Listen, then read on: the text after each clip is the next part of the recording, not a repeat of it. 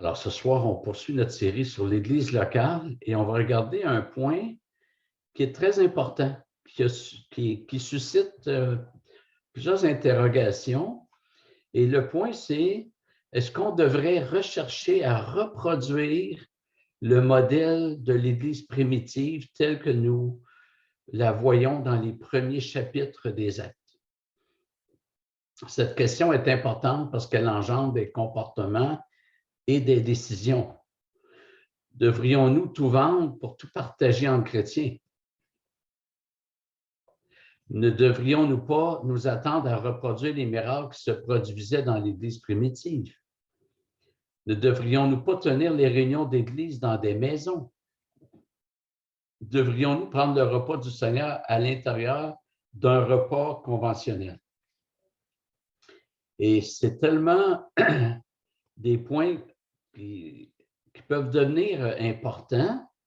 Vous savez qu'il y a des chrétiens qui décident de tout vendre puis aller vivre dans une commune, mais ils se basent sur certains textes dans les Actes.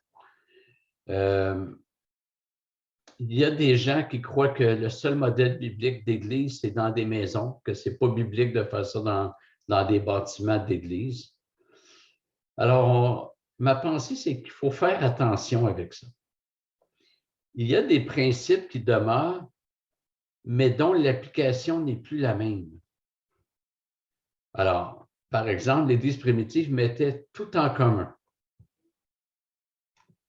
À l'époque, tous ceux qui possédaient des champs ou des maisons les vendaient, apportaient le prix de ce qu'ils avaient vendu. Est-ce à dire que nous devons vendre tout ce que nous possédons pour le donner à l'Église? Bien, c'est le fun parce que la réponse est dans la Bible.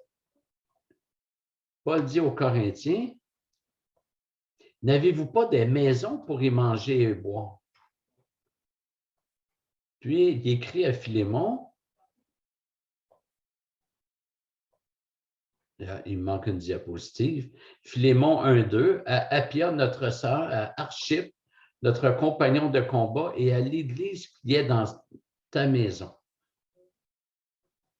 Donc, il semble que,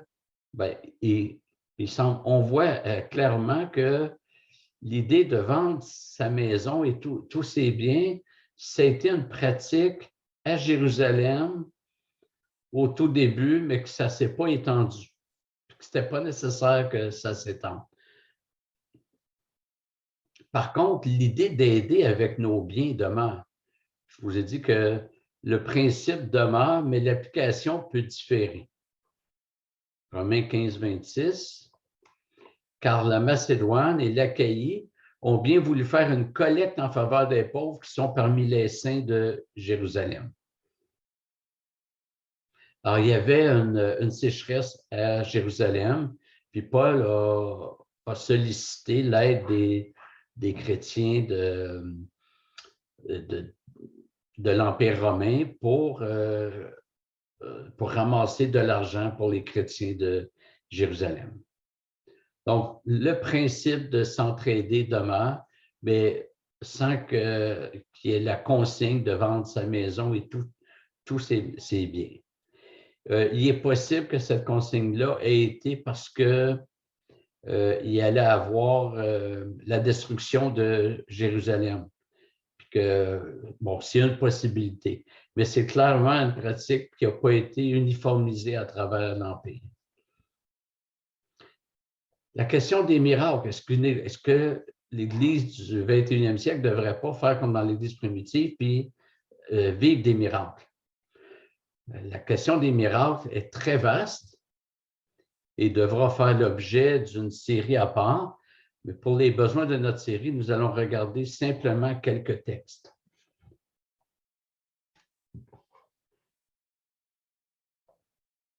Il se faisait beaucoup de prodiges et de signes par les apôtres. Alors, l'important ici, c'est que c'était par les apôtres. Acte 5, 12, beaucoup de signes et de prodiges se faisaient au milieu du peuple par les mains des apôtres. Acte 8, 18, lorsque Simon vit que l'Esprit Saint était donné par l'imposition des mains des apôtres. Et ça, c'est un texte qui est important parce que dans certains milieux, on impose les mains, comme on dit, à qui mieux mieux, c'est-à-dire un peu à n'importe qui. Dès qu'une personne s'avance, on y impose les mains. Bien, Philippe était diacre et en plus, il était évangéliste. Puis il est allé évangéliser en Samarie. Puis là, il y a eu plusieurs conversions. Puis, quand Pierre et Jean ont vu cela, ils sont montés de Jérusalem pour se rendre en Samarie, puis ils ont imposé les mains. Puis là, le Saint-Esprit est descendu sur les personnes. Puis Simon, le magicien, il a constaté ça. Alors, pourquoi est-ce que Philippe n'a pas imposé les mains? Parce qu'il n'était pas apôtre, tout simplement. Et le but était d'attester que l'enseignement des apôtres venait vraiment de Dieu. On voit la même chose dans l'Exode. Dieu envoie Moïse, puis Moïse dit à Dieu, ben, comment le peuple va savoir que c'est vraiment toi qui m'as parlé? Puis là, Dieu lui donne trois signes, de rentrer une main dans son vêtement, puis elle ressort lépreuse, puis elle rentre, puis elle ressort guérie. Il y a eu le bâton changé en serpent, puis il y a eu l'eau changée en sang. C'était pour attester que Moïse avait vraiment reçu, que ce que Moïse allait dire au peuple, ça venait vraiment de Dieu. Puis on va arriver à un texte qui appuie cela. Mais avant, justement, 2 Corinthiens 12, que j'ai cité la semaine passée, là, mais c'était informel, après la réunion, dit « Les signes distinctifs de l'apôtre ont été vus à l'œuvre au milieu de vous, par une patience à toute épreuve, par des signes, des prodiges et des miracles. » Donc, si c'est tous les chrétiens qui font ça, des signes, des prodiges, des miracles, ça ne distingue pas Paul comme apôtre. Au plus, ça le distinguerait comme chrétien, puis tous les chrétiens pourraient dire, bien, voici les signes qui nous distinguent comme chrétiens. Mais Paul voit ces signes-là comme une distinction entre lui comme apôtre, ou entre les apôtres et les autres chrétiens. Finalement, Hébreux 2, versets 3 et 4, ce salut annoncé à l'origine par le Seigneur nous a été confirmé par ceux qui l'ont entendu, Dieu appuyant leur témoignage par des signes, des prodiges, des miracles variés et par des communications du Saint-Esprit selon sa volonté. Alors, ces versets, j'ai oublié de changer, oui. Donc, ces versets présentent 3 groupes de personnes.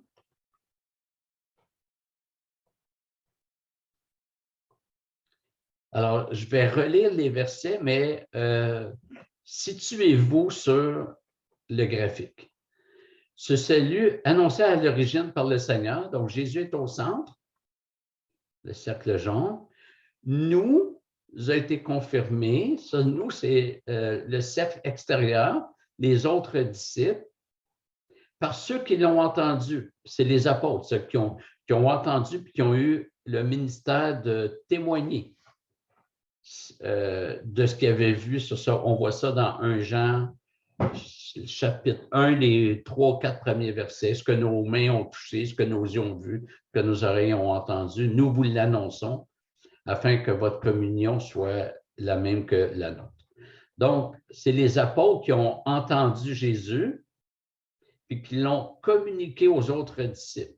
Alors, ce salut annoncé à l'origine par le Seigneur nous a été confirmé par ceux qui l'ont entendu, c'est-à-dire les apôtres. Et là, le verset 4 dit « Dieu appuyant leur témoignage ». Alors, leur est un adjectif démonstratif, puis de la 3e personne du pluriel, qui va avec le pronom ceux, par ceux qui l'ont entendu, c'est-à-dire les apôtres.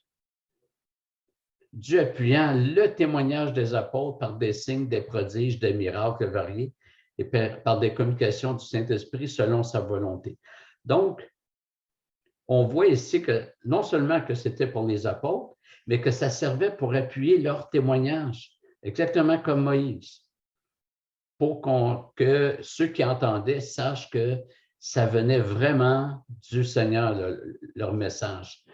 Maintenant, il y en a qui vont dire, bien, aujourd'hui, on a encore besoin de ces miracles-là pour que les gens sachent que ce qu'on dit vient de Dieu. Pas nécessairement, parce que si on prend Moïse, le peuple a vu Moïse faire des miracles, mais les générations après n'ont pas eu besoin de miracles pour croire que c'était de Dieu ce que Moïse avait dit. Donc, on n'a pas à reproduire ces choses à notre époque. Et j'ai enseigné dans les dernières semaines qu'il n'y a plus d'apôtres, il n'y a plus de prophètes, il n'y a plus d'évangélistes.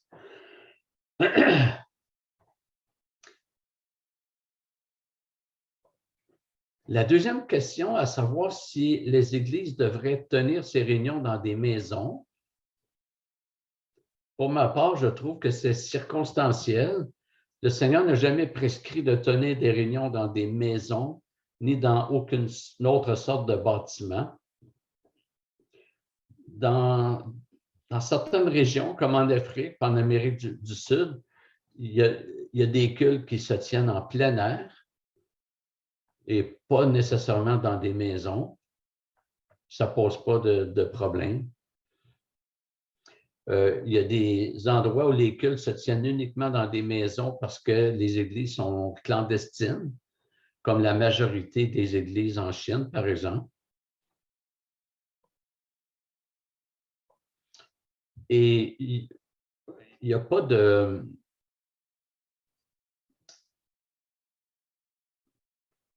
On ne devrait pas prendre comme une norme le fait que les premiers chrétiens utilisaient des maisons.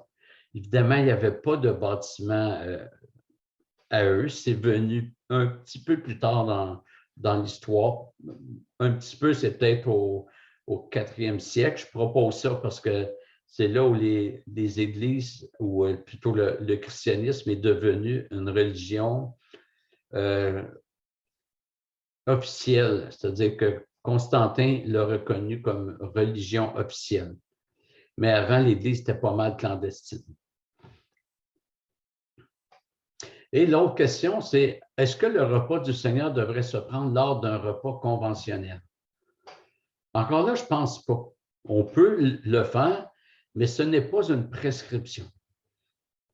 Ceux qui tiennent à reproduire exactement ce qui s'est passé lors du dernier repas de Jésus avec ses disciples, bien, ils ne devraient pas juste prendre un repas conventionnel puis faire le repas du Seigneur à l'intérieur.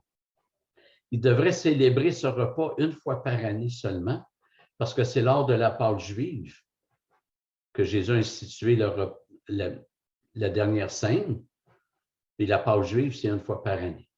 Vous savez peut-être que les témoins de Jéhovah font cela. Ils prennent le repas du Seigneur une fois par année seulement. Deuxièmement, ce repas-là, si on veut reproduire le repas conventionnel, bien, ça ne devrait pas être pris à l'intérieur de n'importe quel repas conventionnel, mais uniquement avec le repas pascal. Mais si on veut reproduire, reproduisons. Et il faudrait manger de l'agneau avec des herbes amères, etc. Puis des pains sans levain. Et finalement, si on veut vraiment reproduire, il faudrait inclure que des hommes, parce que Jésus n'a pas cru bon faire le dernier repas avec les femmes qui étaient chrétiennes. Il y en a qui ont suivi Jésus. On le voit quand Jésus est mort, il y a des femmes qui se rendent au temple, etc. Pas au temple, mais au tombeau. Alors, mais Jésus a pris le repas uniquement avec des hommes et pas n'importe quels hommes. les 11 disciples. Je crois que Judas a quitté avant la distribution du pain et du vin. Donc, je trouve ça un petit peu improvisé de dire on tient à reproduire certaines choses, mais pas d'autres. Et sur la question du retour au modèle de l'Église primitive, j'ajouterais 2 points. Le premier, c'est de savoir si une pratique de l'époque était normative ou descriptive. Normative, c'est que ça constitue une norme. Par exemple, il y a juste les croyants qui peuvent prendre le repas du Seigneur. C'est une norme, c'est une donnée normative. Pourquoi on peut dire ça? Parce que ailleurs dans le Nouveau Testament, c'est mentionné dans 1 Corinthiens 10 et 11, que chacun s'examine soi-même. Donc, on voit que c'est une norme. Mais il y a des choses qui sont descriptives, c'est-à-dire que l'auteur décrit ce qui s'est passé sans que ça soit une norme à maintenir.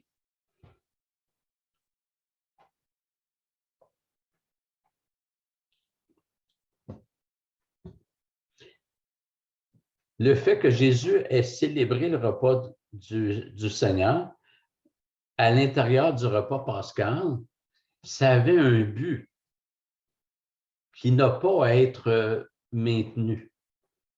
C'était pour qu'on comprenne la transition entre l'ombre et la réalité, entre l'ancienne et la nouvelle alliance. Le repas pascal annonçait la mort de l'agneau de Dieu qui ôte le péché du monde. Bon, on ne doit pas maintenir cette pratique.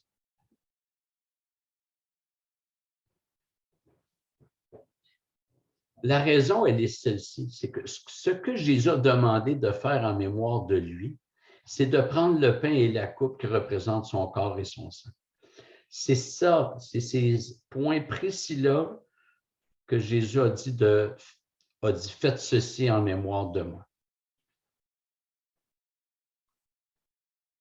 Et c'est intéressant, le fait que Jésus le dise après avoir distribué le pain et le redise après avoir distribué la coupe, nous montre que ce sont uniquement ces 2 éléments qui sont visés par la consigne. Sinon, Jésus aurait attendu à la fin du repas global puis pour dire, bien, tout ce qui s'est passé là, refaites ça en mémoire de moi.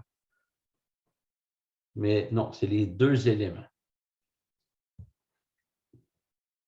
Et finalement, toujours sur la question à savoir si nous devrions imiter ce qui se faisait dans l'Église primitive, bien, il y a un autre élément à considérer. Éphésiens 2,20 dit « Vous avez été édifiés sur le fondement des apôtres et des prophètes, Jésus-Christ lui-même étant la pierre de l'angle. » D'abord, juste une petite question de traduction. Littéralement, c'est vous avez été édifiés sur le fondement des apôtres qui sont aussi prophètes. Prophète est en opposition à apôtre, parce que l'article est devant apôtre, mais pas devant prophète. Donc, les apôtres qui sont aussi prophètes. Mais ce qui est intéressant de ce verset-là, c'est que les apôtres ont établi le fondement. Puis dans une phase de construction, dans une construction, il y a des phases. On débute par le fondement, les apôtres l'ont posé. Quand on construit une maison, on débute par le fondement. C'est une bonne idée. Mais éventuellement, il faudra passer au rez-de-chaussée puis terminer par une toiture. On n'érige pas le fondement indéfiniment. On pose le fondement, après ça, on peut construire dessus. Puis l'Église est comparée à une construction.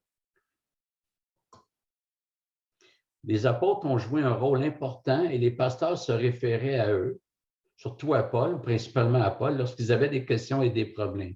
Depuis la fin des apôtres, ce sont les Écritures qui sont notre référence.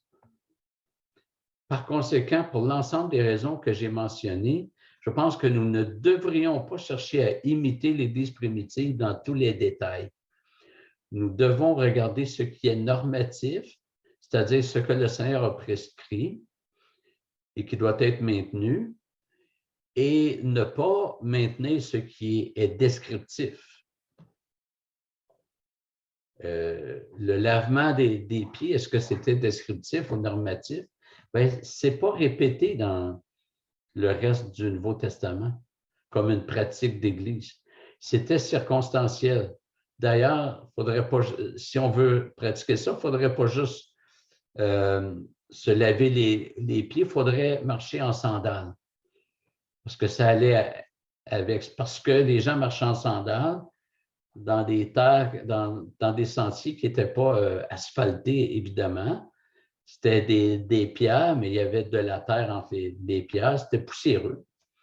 Puis, donc, il y avait un besoin. On n'entrait pas chez des gens sans se faire laver les pieds par les esclaves. Donc, c'était descriptif pour l'époque. Puis Jésus dit, je vous ai laissé un modèle. En grec, c'est un typos. C'est un modèle pas à imiter, mais comme un exemple pour illustrer l'importance de s'humilier pour le bien de l'autre. Le fait que les réunions d'église se tenaient dans des maisons, c'était descriptif, mais pas normatif.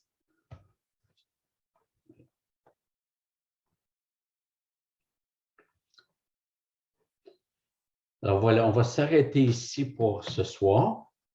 Merci de votre attention.